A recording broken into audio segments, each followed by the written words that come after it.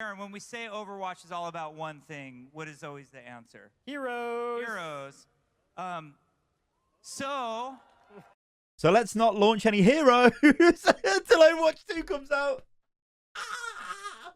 Ladies and gentlemen, hello and welcome to the channel. I'm Stylosa, and I would grab a drink because what we're about to do is take a look at this. This is the Overwatch 2 What's Next panel from 2019. Now, the reason why we're going to sit here and watch this is because I think this is going to be pretty interesting.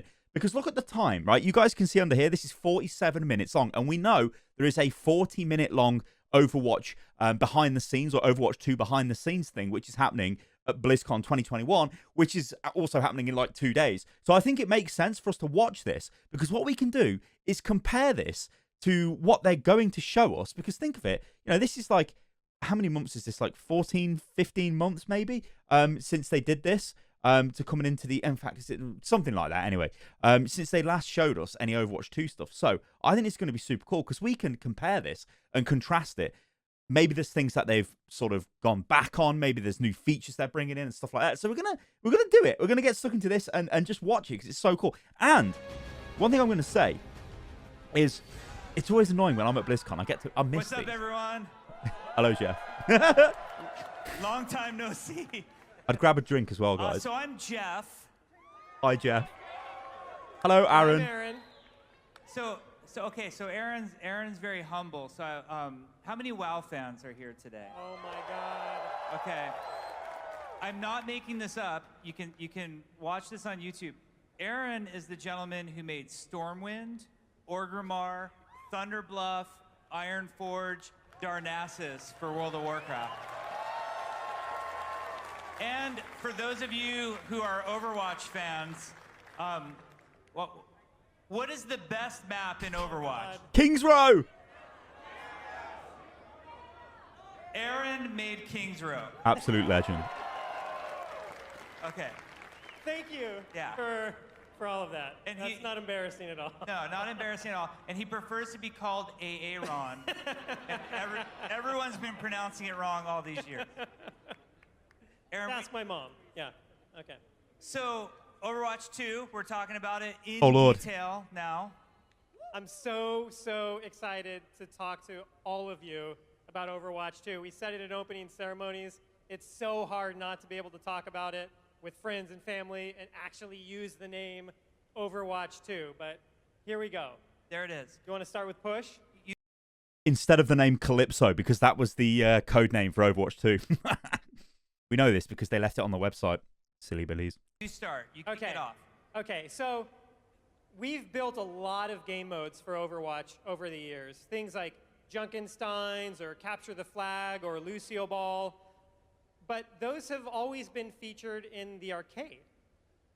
Push is the first game mode that we've released since launch that is what we call a core game mode. And a core game mode is something that you will be able to play in quick play. It's something that you'll play in competitive, and it's also something that the Overwatch League is going to play. Let's take a look at a video that kind of goes into it in a little more detail. Cool. So I think, guys, one of the things with Push, in it being a new core game mode, don't you think it's a bit crazy how Overwatch hasn't really had any new modes in like 5 years that have been added to actually competitive or quick play? I think that's a little bit mental, ain't it, really? But hey, Push was actually quite enjoyable when I played it, so cool. Yeah, let's check it out. I just want more content. If the biggest so the Push map that we're complaint I've got is give me more. Takes place in Toronto, Canada. Yes. The objective of The Push Raccoons is Curling for Club. both teams to escort a robot into enemy territory. The team that pushes it Actually, let me just show you guys something here. You see, oh, what amazing. You see this here, Tim Fordson's. Tim Ford is one of the devs, basically. So I think this is a shout out to him. He's in the map. He's also, that cafe is a place you can go in as well. A robot into enemy territory. The team that pushes it the furthest before time expires wins the match. That's the robot. So I'm hoping that, like, this week we get more maps for this, or maybe even they just throw this out, like, for us to play. I don't know. The enemy's face. Until May gets conked. Yeah, exactly. As the robot moves, it pushes a barricade marker further into enemy territory. The further the marker goes, the higher your team's score gets. As it hits a checkpoint, your team will unlock a forward spawn point. Like a nice spot. I remember one of the things with this, He's though, a is you little could end the itchy. map really Yeah, fast. I love this guy. If you just As win he's like a pushing couple the of fights, barricade you marker, win the game. robot moves slower.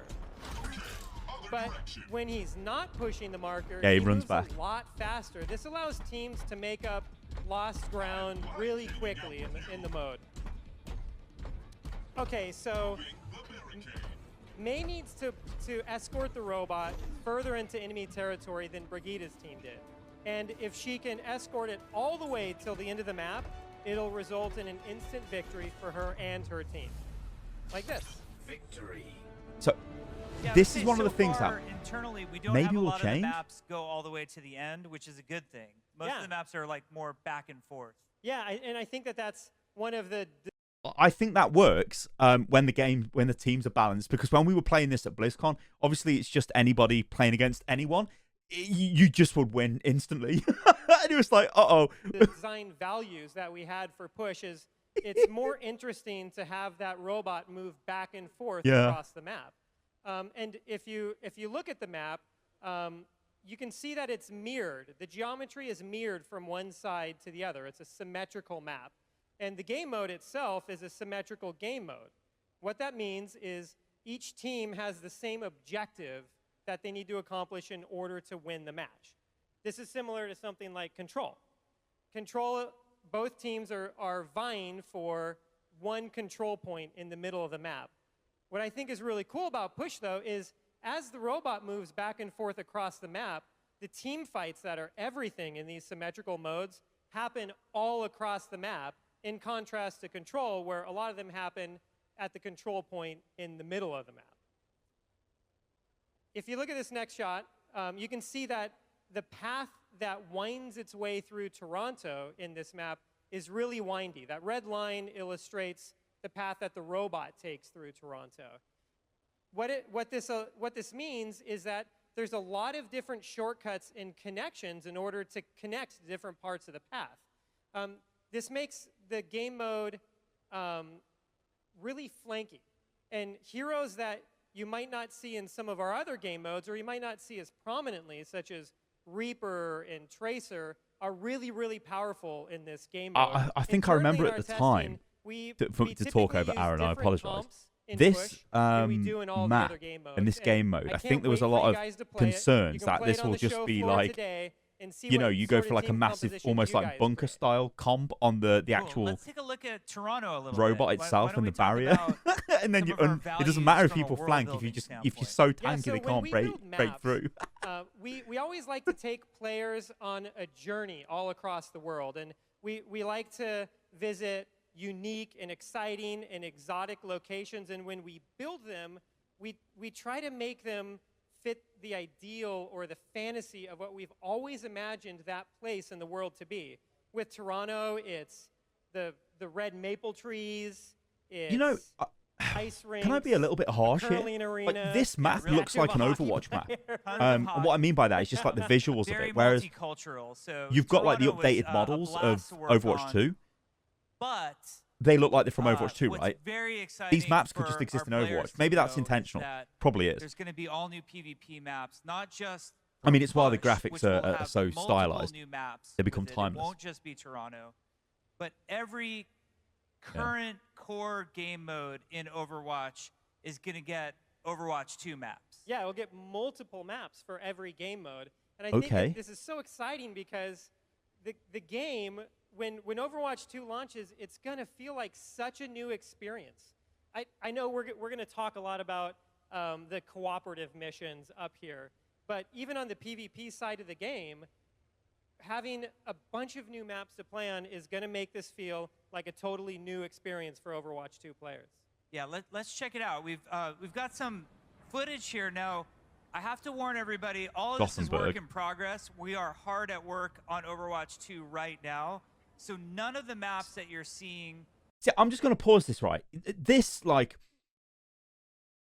seeing all of this content, right, it's good, and it just makes you realize again, like, oh my God, they have been doing a ton of work on Overwatch 2. It's just still baffling to me that they haven't really been talking about it since 2019. But anyway, I guess hopefully these fears of lacks, like, you know, the lack of content and stuff like that will be put to bed when we get to BlizzCon this week. Anyway, this is Gothenburg, and it looks pretty nice. This is pretty intricate as well.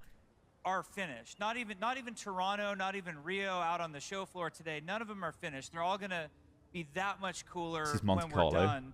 We're also looking forward to getting a lot of play testing, a lot of feedback, but you can see some of the locations that were... So, hang on, let's just go back. This Monte Carlo, this scene here, this is the casino. And I believe this is where the Masquerade comic takes place with Doomfist, Widowmaker, and Maximilian. So maybe we see Maximilian involved in this somehow? I don't know. What cool. Oh, hang on, play. Really oh, Lord. Excited to explore. And many of these maps Looks like we've been a futuristic playing for a while F1 now car. and having a really good time. And the Rio map. Yeah, I think one of the great things about making maps for the Overwatch universe is that a lot of the people on our team come from locations all across the world. So we have people from Brazil working on a Rio de Janeiro map, people from Sweden working on Gothenburg, people from Toronto actually working on Toronto, and they're able to bring all of their love and passion and experience in these places to bear when they're actually building the map. Yeah. So we know that you all love new maps. There are a lot of new maps coming with Overwatch 2, a lot of new locations, places that you want to see, like Gothenburg. There's a couple of heroes from Gothenburg we think would be really cool. But it's time to talk about story missions. So story has been requested from us a lot. Like, we get a lot of comments. And we think it's awesome. Like, you have all followed the story so far. You've been following it for some time, and you're ready for more. And we are ready to deliver. Now, I'm going to do a quick recap on, like, where the story's at right now. So, obviously, this is since the original game. The original game started with Overwatch being shut down. Overwatch was this international peacekeeping force. The UN issued this thing called the Petrus Act, and that shut Overwatch down. Then, because of the absence of Overwatch and the heroism that they brought to the world, new threats were able to arise, and all sorts of bad stuff started to happen. There was the uprising in London. There was Talon. Like, Talon really became much more of a threat and gained in power in this sort of new vacuum that we had. But our good buddy Winston had the idea to initiate the recall. And what the recall is about is he knows it's illegal to reach out to all of the Overwatch agents, the former Overwatch agents, and basically say to them, hey, it's time to get back together. Like, now's the time. The world needs us now more than ever.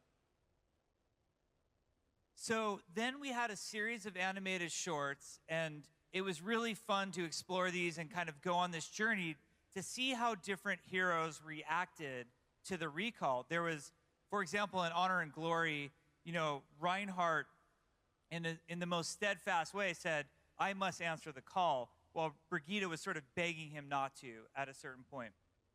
Whereas May, who was working at Eco Point Antarctica, you know, she wasn't necessarily a hero. She was more of just a scientist at the time.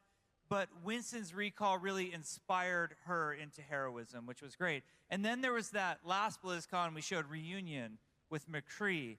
And McCree's very strange reaction. Like, okay, Winston called me back, but I'm going to bring Echo back instead. Yeah. McCree kind of pieced out at that moment. Yeah. Who knows where the guy went, what he's doing around the world, but I have a feeling we'll be seeing more of him. We might see more of McCree. I didn't see him in 0 Hour. The name of the movie we showed today, by the way, is 0 Hour, the Paris attacks. By the way, 0 Hour is the name of the expansion pack for Command & Conquer Generals, which is an amazing game. So I didn't see him there, so I'm wondering what's up with McCree. So 0 Hour, that brings us up to today. So Paris is under attack. It's Null Sector again, but it's not the Null Sector from back in King's Row. This is an all-out attack on the entire world. The good news is, joining Winston in Paris were some of the members of Overwatch. Some responded to the call, They're back. They're ready for action.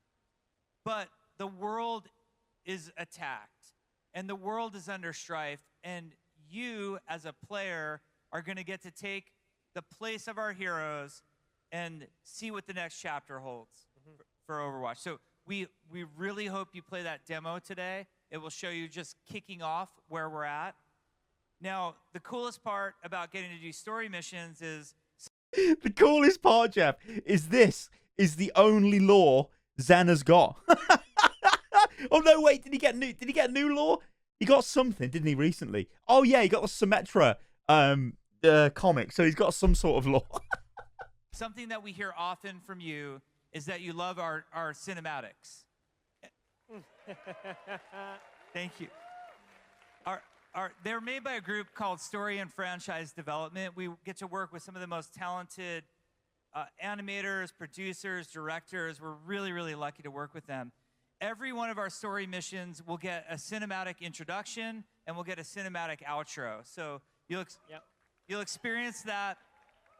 You'll see that in the Rio de Janeiro demo that we have. Now, I've got to give a warning to everybody. The outro is a placeholder for the actual movie. So I will just say this. I'm going to give a spoiler right Oh, no.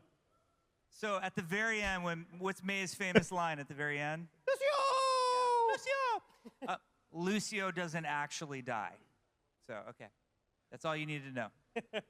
But we're excited for the cinematic storytelling that we get to do. You finally get to spend a lot of time with these heroes. So in a story mission, it's very curated by us. Oh, hang on. I remember, like, this is really cool now.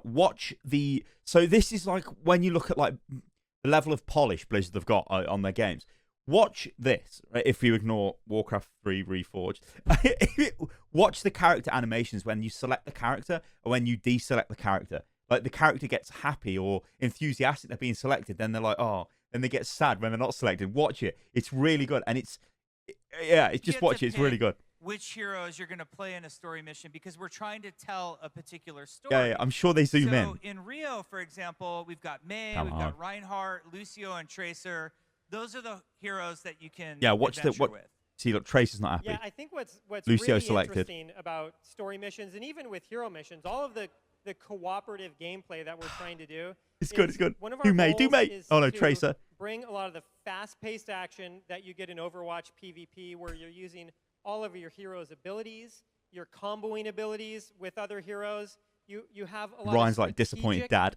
Look at May. That Oh, you I can't make with believe your teammates. We're trying to bring that to the PvE side of the game, good. or the side where you play versus AI, and it's difficult to do because of the fast-paced nature of it. So that cinematic storytelling that Jeff was just talking about, that gives us the freedom to create more of those spaces. We can pull the story out to the cinematics and allow the gameplay to really flow as you're playing through any of the missions. So one thing that we're experimenting with, because Overwatch 2 still has a ways to go. It's a game that's actively in development. We're working extremely hard on it right now. One of the experiments that we're doing right now is we're trying to give you some choice in what hero you can play in these story missions. And I don't mean like choice between the 4 heroes. What I mean is, for example, in Rio, both Mercy and Genji are present on the mission as well. Wouldn't it be cool in this mission if you had a choice not only between, Reinhardt, Tracer, Lucio, May, but also like maybe if I wanted to play Mercy instead or Genji. So we're trying that out right now. Like, obviously it doesn't work for all heroes because like Roadhog wouldn't make a lot of sense helping the team out in Rio. But we'll see how that goes. We'll keep you guys updated. I think it could be pretty cool. Now, another new development that you'll experience when you play the demo today is that we've added an item system to the story missions. Now, this is not an item system. It's not like Diablo where like loot's going to be popping out of robots and... This is a key point. This, I think, is something we should pay attention to because this might get more information at BlizzCon this year because these were kind of like a little bit... I don't know. These were a little bit underwhelming, but they were quite powerful. Like, you had this healing station, which was like a massive soldier heal. There was like a ring force field you could drop down, which I think had like might have had 5,000 health or something crazy. And then there was a like a grenade, which when you threw it, exploded in AoE and applied basically the Zenyatta Discord orb to all the targets it hit, so they take more damage. Cool. I want to see how this is developed, though. We're all looking at the ground, picking up gold and that kind of thing.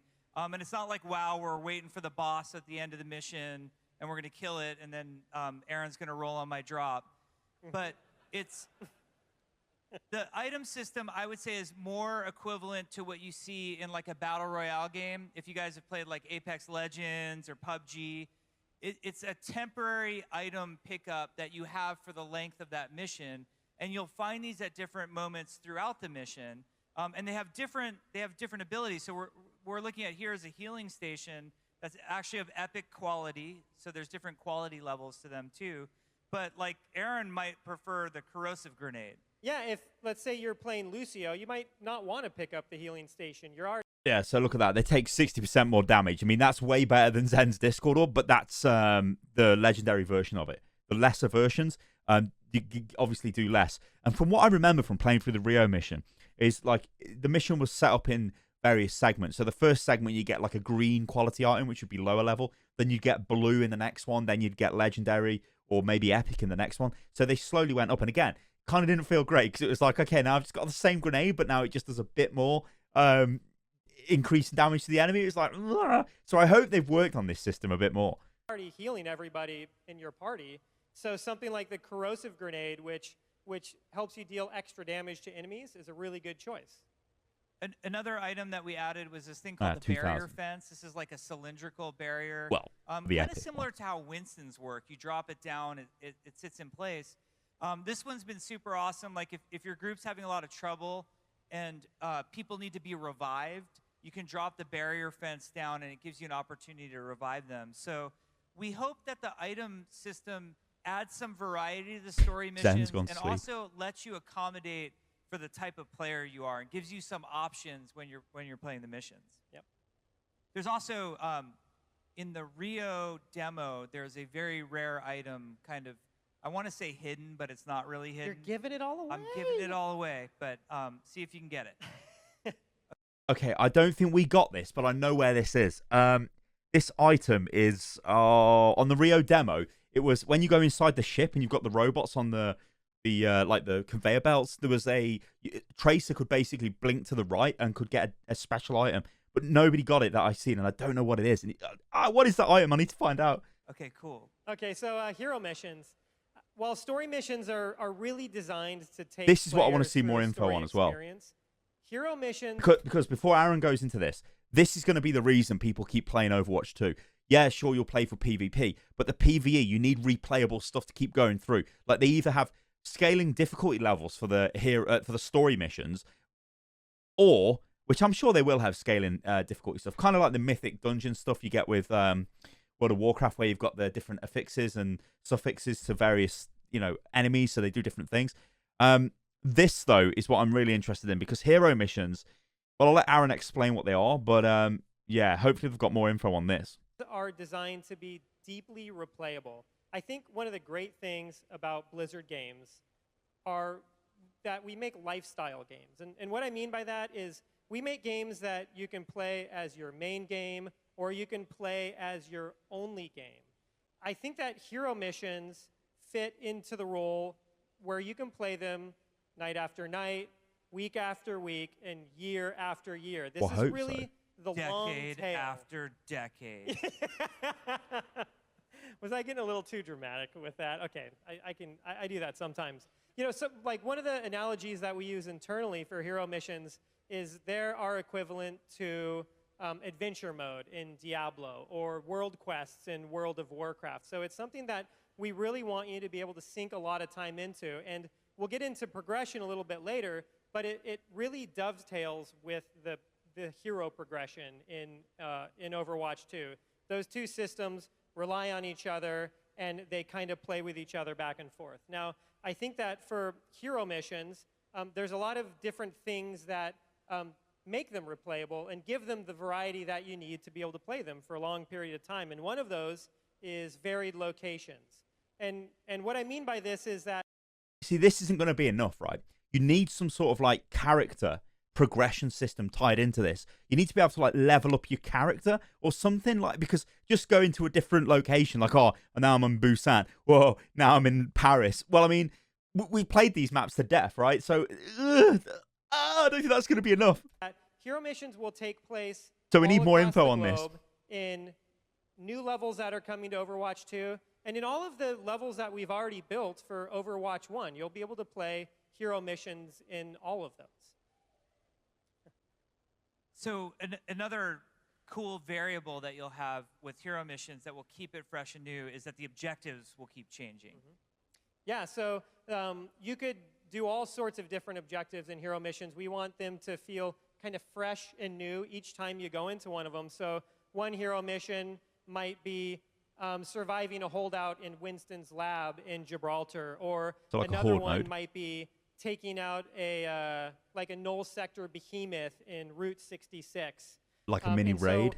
we'll have you going through Boss a lot mode. of different locations, doing a lot of different objectives, and the third piece to them is the hero roster that you'll be able to pick from. So in story missions, we're trying to tell a very specific narrative, and So what I hope they do with this is, let's say, like, I want to play soldier, and that's all I want to do in the story missions, yeah?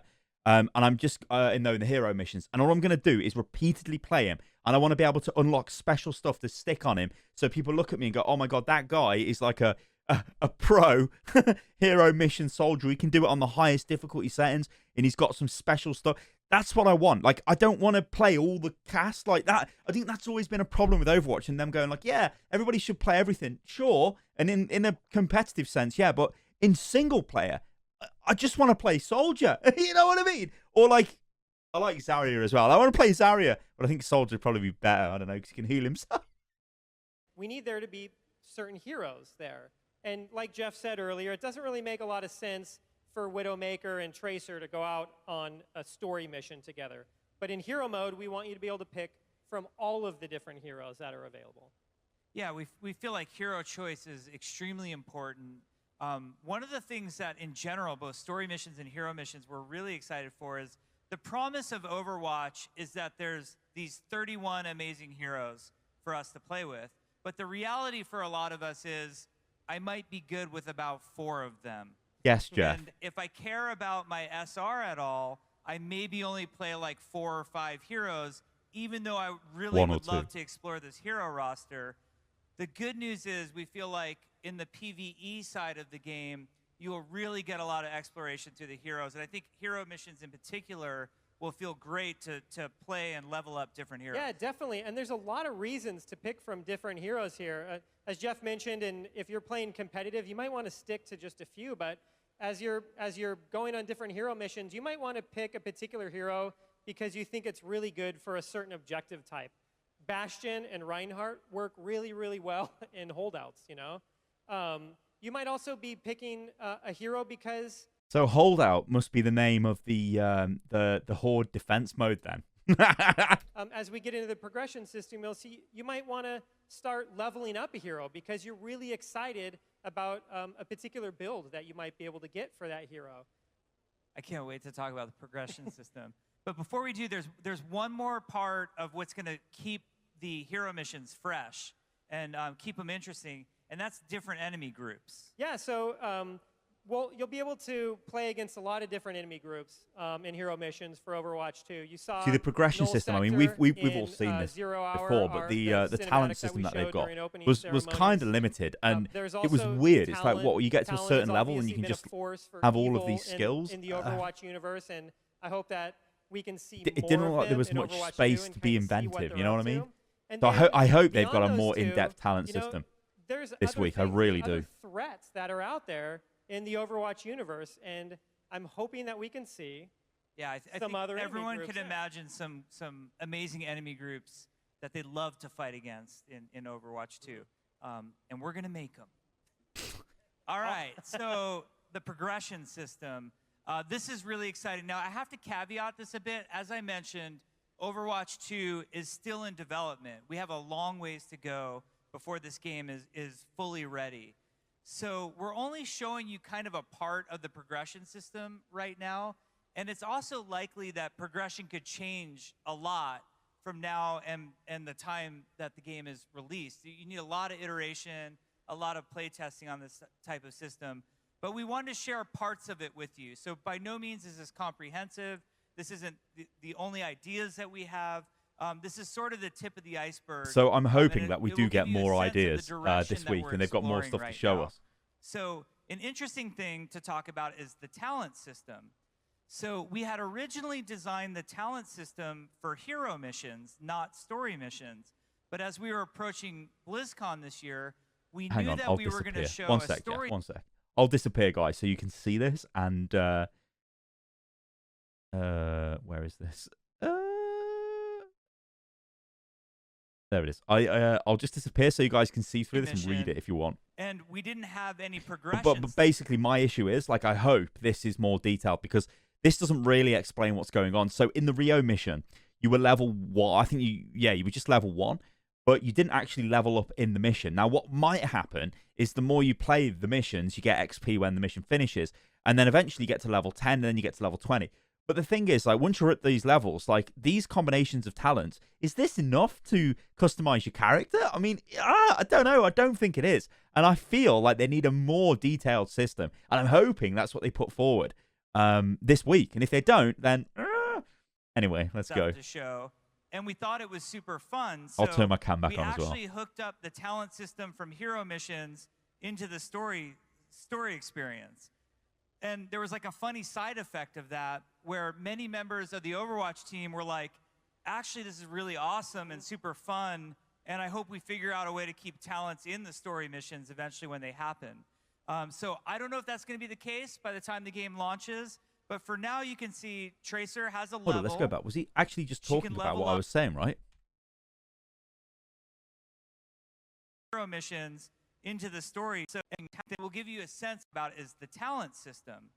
So we had originally designed the talent system for hero missions, not story missions. But as we were approaching BlizzCon this year, we knew that we were going to show a story mission, and we didn't have any progression stuff. Right, okay, so that's the problem I've got then. So that this system is for the hero missions, but they've just slammed it into the story missions because they wanted some sort of talent progression in those, but they're not sure if they're going to use it in those. All right, that makes it more clear, but then they haven't actually shown us what the progression system is in the story missions, and maybe they show us that in 2 days. Stuff to show, and we thought it was super fun, so we actually hooked up the talent system from hero missions into the story experience.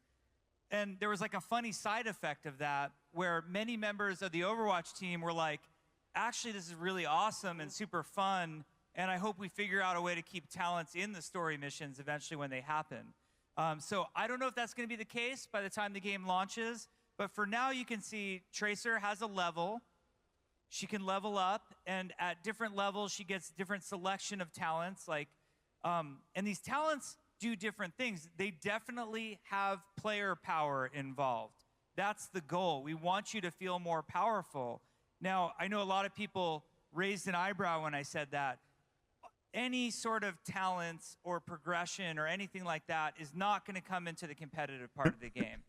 We're not going to make it so my Tracer is more powerful than your Tracer. Well, mine is, but anybody else's Tracer is more powerful. We want to keep it a fair playing field. But like we always say, when it comes to PvE, the robots don't post on the forums. Yeah, exactly. Yeah. We can make it unfair. You know, it could be OP, yeah. Yeah, we have a lot of values that we're trying to adhere to as we design the progression system. As Jeff said earlier, like one of those is to make your heroes feel more powerful. You'll become more powerful. You'll be doing more damage as you progress through this system. But that's not all. We want you to feel more versatile. We want you to be able to put together a build for your hero that fits your particular play style. And we also just want your hero to be able to feel different from other people's heroes as well.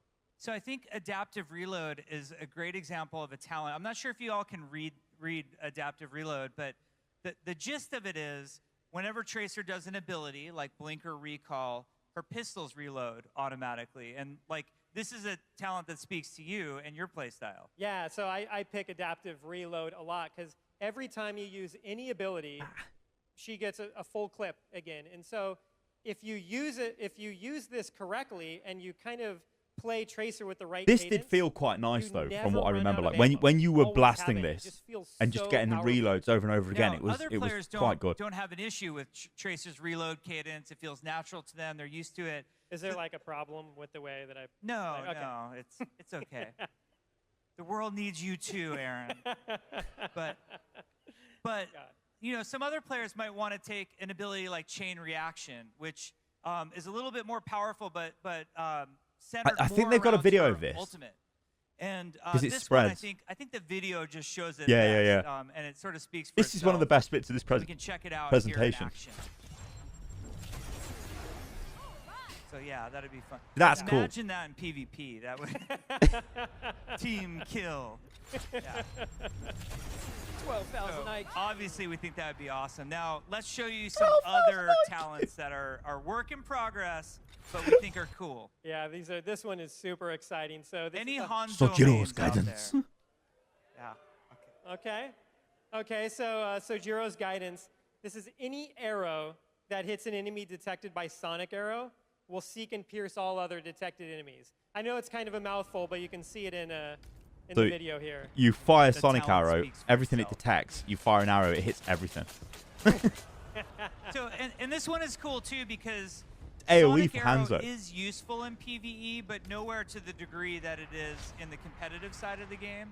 So this adds a lot of usefulness to it on the PvE side of the game. Yeah, and hopefully you guys can start using your imagination for the different types of things that we'll be able to do with talents here and how you'll Oh, be able this to use. this is my favorite. This is the if you guys follow me on Twitter, which if you don't, go and follow me on Twitter, which is @Stylosa. I use this GIF all the time. Some of them I don't think it's kind from of this clip, but combo it's into this other Ryan Hart abilities. ability. So, Oh, gosh. yeah, AoE. here it comes. This one is called The Epic massive- Enter. Earth shatter. Did I say it wrong? No, that was perfect. AoE, by the way, is Oh, area of Epic effect. I know. Center. Okay. Like, so, hang on. I say that a lot. AoE. I know most of you guys know what that means, but that's just like me, like old school MMO player going AoE. AoE. So, as many of you know, Reinhardt's Earth Shatter ability is a cone-based And it's terrible, ability. Jeff, in live. But Terrible. imagine if it worked in 365 degrees. Yep. 360 degrees. Because 365 degrees would be breaking mathematics. Sure. Yeah. I actually think what this one does is it makes a bicycle magically appear. Wow, and it did make a Yeah. bicycle magically appear. It does. So really fun for you, Reinhardt. Where does it come Yeah, from? where does it? I think it makes a robot transform into a bicycle. Yeah. Aaron and I have watched this like 500 times, and it doesn't get old. Not at all. So this one was in the gameplay movie. Do you want to talk about Yeah, it? okay. So this is a cryo freeze ability. And This was when really it good on ends, the it'll hard instantly difficulties of freeze the all Rio nearby mission. enemies. And if any of you are May players, you'll kind of yes. Which I think was the You'll know point of that, it. This like, was like the coming out of crowd cryo control freeze is May kind of a ability, scary and the other one was, moment I think, where she all the enemies are fired just kind faster of or something. waiting there to No, it was blast like you. AoE damage so with this the talent kinda primary takes fight. I care don't know, of that. something like that. When you come out of it, they freeze. Yeah, this was really good because you could like Yeah, throw so it gives yourself her a at lot the of utility, big mechs and and it freeze them. adds to that the defensive nature of the ability. Obviously, in the competitive side of the game, this would be my worst nightmare. Yeah. Speaking, Oh, okay, Yes. this is the best. I love this one. I hope you guys really like this one. Snowball effect. Internally, we just call this bowling for robots. Yeah. He just turns to snowball, yeah, runs him over. You can't let the hamster have all the fun. Yeah. Let's see it one more time. Show us the clip. Okay, awesome. So this is another ability that you saw. What in the hell, cameraman? I want to see May roll. Yeah. That's what I'm talking about. You can't let the hamster have all the fun. Yeah. Okay. Okay, let's go earlier forward. Today, Dragon's the Breath. reason Oh, I this like is Genji one, where he's throwing I like don't know if anybody plays Genji like energy I do, blades out. but when I Not gonna play say Genji anything. and I press my ultimate ability button, usually there's no one anywhere near me. And I'm standing there and my dash is on cooldown and I just kind of feel stupid. And then like I go back and I watch those YouTubes and I'm like, how do they do it? Need healing. Yeah, yeah, exactly. But this ability is made for someone like me. The dragon becomes So he actually gets to shoot out a projectile from his sword. So it gives a lot of Somebody made this in extra the workshop, ability. though. You know, you could really I tune will Genji's say that your it's been. play It style. actually is in Really Overwatch if you good want to stuff. play it right now. So one of the cool Oh, this is amazing. The things is, like, flamethrowers. imagine if we started to combine talents. Like, it's not like the heroes are just going to have one talent. They're going to have a bunch of talents they can pick from and create builds. Yeah, and Hopefully, so Jeff, this yeah. is an example of 2 talents at the same time. The first one is Torbjorn turning his turret into a flamethrower rather than a minigun. And then the second turret allows him to place 3 mini turrets instead of 1 large turret. So this is the kind of combination we're really hoping to see out of the PvE side of the game. Yeah, so This this poor kind of last stuff would be robot, really yeah, cool. he took it all. Bad for him. You know, if there was Fire loads hose of different to the effects, like face. maybe you could have like frost turrets as well or something. I don't know. One more But time. Aren't fire oh, hoses this is water? what I want, because what I want to do is be able to make crazy builds and run the missions with a silly build with some sort of hero or something, because I think that'd be really cool. And then look for synergies with other people you're playing with. That'd be super cool.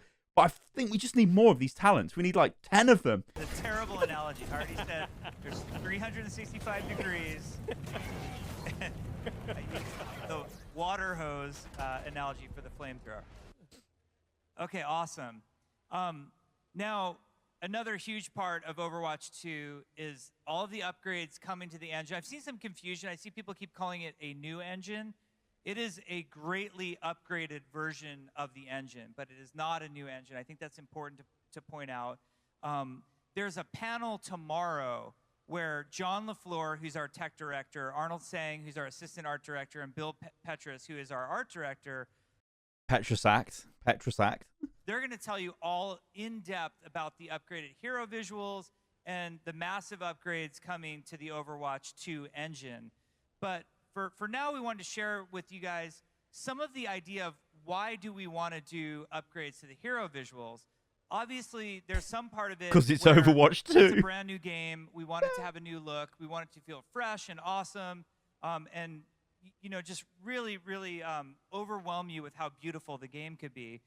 But we also wanted to show some passage of time as well. Like, we were doing a lot of storytelling in this game, and we want to show the journey of the heroes. A good analogy that I like to use when talking about how and why we decided to upgrade the hero visuals is Batman. So, you know, Batman has existed really over the decades. There's been, you know, early comic book Batman from the original comic. There was the 60s live action TV show, Batman. There was the 80s, yeah, Adam West, yeah, it's awesome.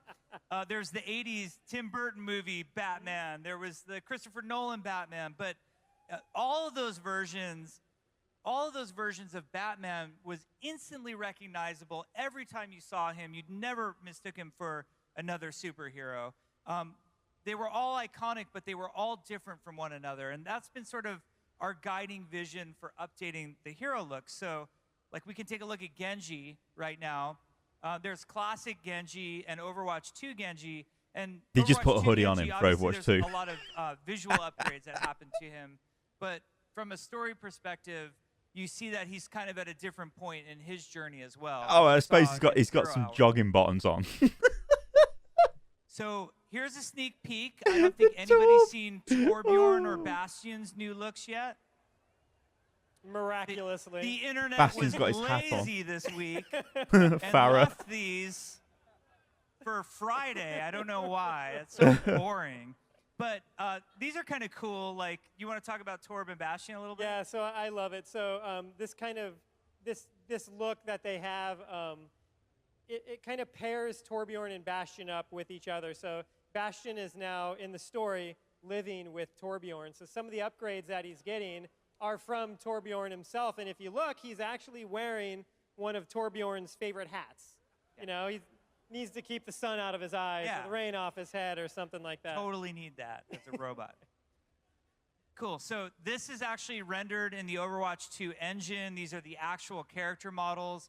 And you know, obviously they all have the new looks here, but other things that's going on here is we have a completely new way of doing eyes in the game. We have a new way of rendering hair, skin. All of these things are focuses of our art team and our graphics engine team right now. I mean, this does look just really make good. The characters look It amazing really and does. beautiful. And when you play Overwatch 2, you'll see we spend a lot of time bringing the characters even closer to the camera because we're really proud at how they're looking right now. Yeah, so much of Overwatch is just about the heroes. Like, we love the heroes in the world of Overwatch. I hope that all of you guys love the heroes in the world of Although Overwatch. it does make me laugh that in 0 Hour, Yes, Reinhardt and is still the we old just want Reinhardt. He's to not be the able to new get Reinhardt, closer but to the them. We want Trace you is guys the to be new able to see Tracer, and them in more Winston's the new detail, and so Winston, we're and putting all May's this the new time and May. energy into it. And And Mercy, I with think, this is the new game, with Mercy. Overwatch 2, we have a big story that we want to tell too. So They obviously hadn't the engine needs made all them these at that upgrades. point.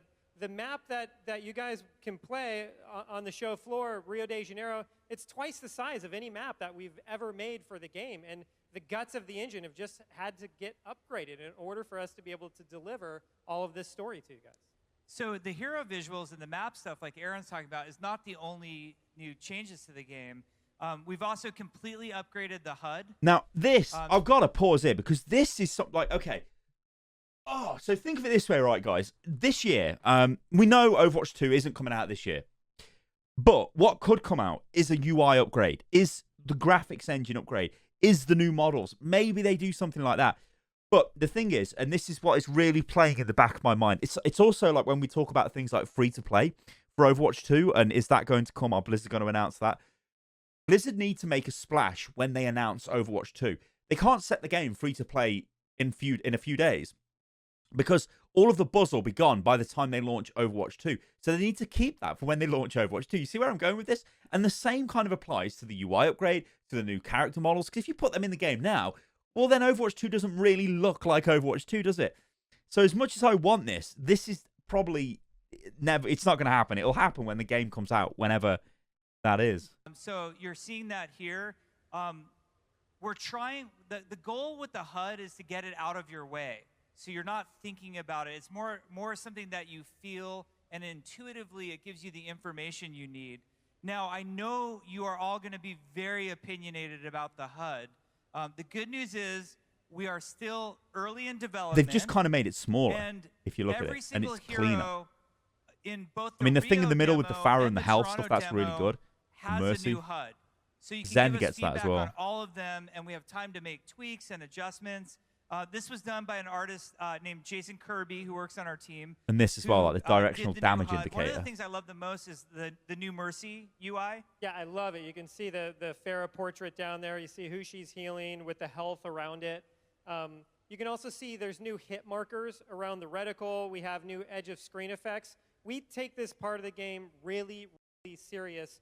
Overwatch PvP is all about split-second decisions, really fast reads, and the HUD gives you a lot of information. So like Jeff said, we are looking at this really carefully. If you guys have feedback on it, we'd love to hear it. We have time to make it better, and we're going to do everything we can to do that. Yeah, and it's not just the HUD. Every screen of interface is updated in Overwatch 2. So your menus, how you browse the hero gallery, it's a completely brand new game with a completely new interface, and that's, I think, very important. I think a lot of us, have decided, there's certain things like player icons could use some help when finding the one you want. We're upgrading all of those They elements. did kind of change There's that, though, even if you remember some of recently, you will where you notice can this sort when of you do it play by event Toronto. now, can't There's you? even a new announcer. And I'd be curious if you recognize who the voice is of that new announcer. So mysterious. Yeah, that's a big, big hint right there. So cool. What is, Aaron, when we say Overwatch is all about one thing, what is always the answer? Heroes. Heroes. So let's not launch any heroes until Overwatch 2 comes out. Please change that decision and do it in the next 2 days. Overwatch 2 will I wanna play obviously Sojourn. come with brand new heroes. Now, Please. What's important to us with the Overwatch 2 heroes is not only do they fit gameplay roles that are very important to the game right now, things that we feel that the game needs, but also that the hero's story is centered in the story of Overwatch 2. So Sojourn is coming to Overwatch 2. She's our first Canadian hero. Yeah, I should say second Canadian hero. That's true. Because the first is Arnold Sang, our assistant art director, and we love him dearly. But Sojourn will be the second one coming. Sojourn is right at the center of the story of Overwatch 2. So we hope you liked her in Storm Rising. You're going to get to spend a lot more time with her when it comes to Overwatch 2. And she is by far not the only character coming to Overwatch 2. There are few heroes that will all come at once. I don't know how many of you remember, but there was, way back in the beta, we added Oh boy. Diva, Mei, and Genji all at the same time. And it was probably the most beautiful chaos I've ever seen in a video game. Well, maybe the Encourage Gate opening. That was some good video game chaos. But Overwatch 2 is going to really add some mix-ups to the meta, introduce, we think, characters that you're going to love, characters that you've been waiting for. Can you imagine if you were introduced characters we think you guys I think are crap and won't like? Can you imagine that? So something we're very, very excited for. New heroes coming to Overwatch 2. Now, I want to touch on this again. I mentioned opening ceremonies, and between opening ceremonies and the panel, I've been spending time reading people's reaction, and there seems like there's so much confusion about what does redefining a sequel mean. So I'm going to try to put it in a different way this time. Imagine we're coming up with a brand new game that we're dying to make, and it's called Overwatch 2, and we start to think of the feature list that we want. We want brand new heroes. We want all new PvP maps, like a whole roster, equivalent to what we did in the first game of PvP maps. We want to have story missions, hero missions. We're going to add progression. We're adding talents. We're upgrading the engine. We're adding new looks to all the characters. We're like, that sounds like an amazing sequel to us. Does it sound like one to you? Okay. Now, you all know what the video game industry does. Makes and games. You are the most powerful people in the video game industry. It is not us. It is you. You have more of a say than anybody else.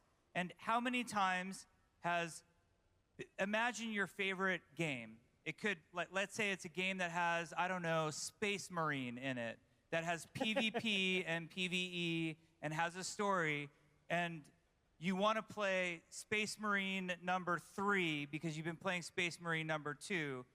And the day that comes out, you lose all your stuff, and then your buddy, because his... See, I think this is Jeff on a crusade against the way Activision monetizes Call of Duty. But we do know that Call of Duty, in the earnings call, which recently came out, Activision are like, yeah, all our games going forward are going to have the same model as Call of Duty. So I don't know what's going on here. There must be some sort of internal war with Activision and like the Overwatch guys. Grandma didn't buy it for him for Christmas, is playing Space Marine 2 and you're playing Space Marine 3. Also, Space Marine, the game Space Marine, is insanely good. You should go and play that. And you don't get to play together. You don't get to play together. There is no and Space Marine 2 or 3, all the stuff that though. I earned in Space Marine 2 doesn't come with me. We think that sucks. We don't think that should be rewarded by you, the most important people in the game industry. So we wanted to make it so that every one of the new PvP maps that's coming to Overwatch 2, every one of the new heroes that's coming to Overwatch 2, But also this, guys. and new heroes beyond that will go to the players, our dedicated fans who have been with us for all these years from the original game. So you've got the original game, you get all of the new stuff. We know this, but this probably is setting up for free to play when Overwatch 2 comes out. So imagine it comes out, the multiplayer segment is just free to play because they need to monetize the game. And I bet you they'll do something like Apex Legends, Fortnite, like one of those battle pass systems will just be straight into Overwatch, into the multiplayer. I bet you that. We think that's important. We also feel like it's important for all that hard work that you've done. The Baptiste vampire skin you all just earned last week. Do you want it to go It was away? years ago, Jeff. I can't remember this No. skin. We want it to come with us. So that's what we mean by redefining a sequel. I know there's a lot of confusion. I actually think it's really simple. The game is a big game. It is a true sequel in all of its features and everything it does. We just don't want to be jerks about all of our loyal players who might be wondering if they should get the game or not. That's the idea. That's great. So I know there's some unanswered questions, so I want to touch on this real quick. We never said, where are you going to play this game? No one ever asked. It's coming to, obviously, Battle.net on the PC You know what gets me platform. about this is The Nintendo Switch. Overwatch just about works on the PlayStation Switch. 4, So how the and hell Xbox are they going to One. make So an every upgraded single engine platform we version like the support Overwatch today 2 engine will be work on the supported Switch for Overwatch 2. unless the Switch Pro comes out or something? I totally didn't hear what you said at all. So What did he say? totally didn't watch 2. Do you have a phone? I totally didn't hear what you said at all. Oh, no. So I'm ready for mobile Overwatch. Also, I know the other big question is like, well, when do we get it? What's the date on this thing? Yeah, come on, Jeff. I don't know. Oh. I have no idea. Like, just let us make it great. Like, that's what we care about more than anything. We don't have a date in mind. We are going to work so hard. Like, today is the most important day in Overwatch 2's development because I feel like to this point, it's been just our small team. And today's the day that we bring you, the big team, into it. And what do you want out of the game? You're going to all go, We you're want gonna the play world, the demo, Jeff. you're going to post feedback, you're going to talk to us here today. We want to hear from you what needs to change. What features are we missing? What's going to be cool? What isn't cool? See, what happened after BlizzCon is I think most of the feedback was this just feels like an expansion pack. This is not Overwatch 2. So maybe what they've done is gone, you know what, guys? We need to pump loads of content into this and actually make it Overwatch 2, this fully fledged sequel to Overwatch, and not just what appears to be a PvE bit of DLC for the game, which is what it appears to be based off what they said here. But remember, this could all change going forward in the next 2 days when they tell us what the hell is going on and they show us behind the scenes. And I'm hoping that they show us some beautiful stuff. Oh, So I don't have a date. I No, feel and, nervous we love this for game what's so gonna much, happen. And we just want you guys to love it too, the same way that we do. So we're probably going to go dark after BlizzCon. I know there's going to be a million questions, and people are going to want to hear, okay, like reveal another hero or show me, like, have you ever wondered what Moira's new look might yes, be? Jeff. Yeah. It's amazing, so by the good. way. But He's not going to say it's bad, is he? Yeah, Moira's new look, by the way, guys, it's terrible. But God, we're just jerks. We Maybe are. they show us Moira then. Jerks Oh, right it now. feels so Maybe good. maybe that's the big reveal we get to see in 2 There's days. still some cool stuff coming. There's still some cool stuff. But we're going to be quiet. We are going to be quiet. We have a lot of work to do. The team is focused on Overwatch 2. That doesn't mean we are leaving the live service behind. There are still some cool updates coming.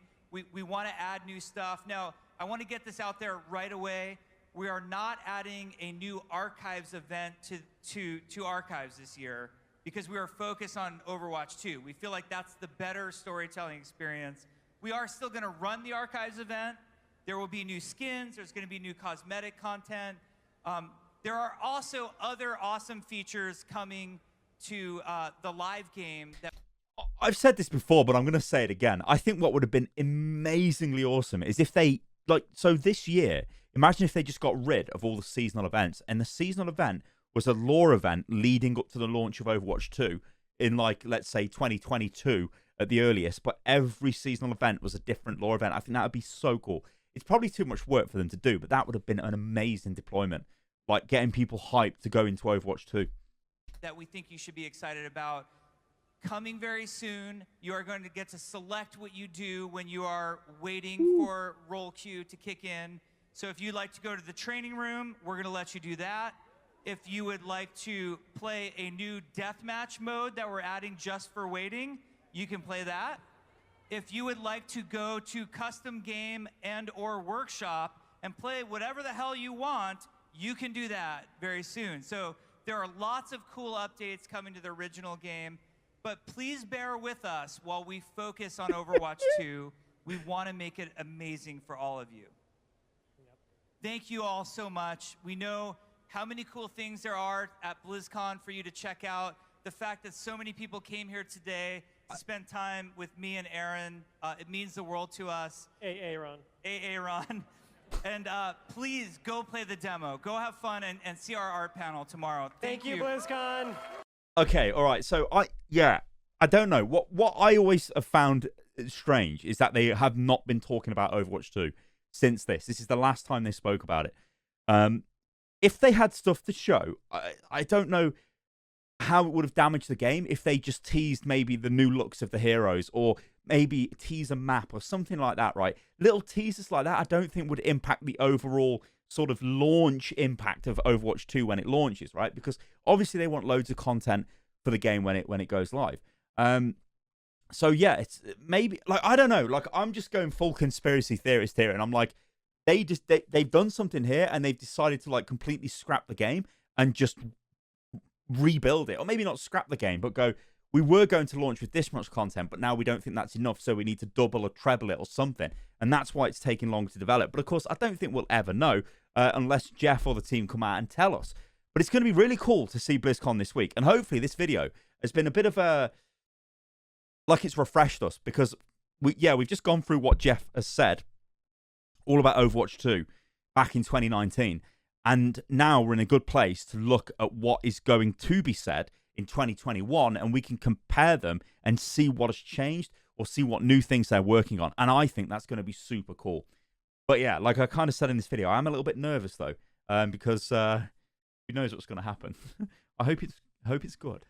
All right, guys, thanks for watching the video, and I'll catch you lovely lot on the next one. Oh, a big shout out to everyone who is a member of the channel. You basically click the join button underneath the video and you can join the channel. Thank you to all you guys. You do support the videos, you support the channel, and support me directly. That massively helps. And you will get shout-outs on Overanalyzed, Guess the Rank, and Bronze Heroes.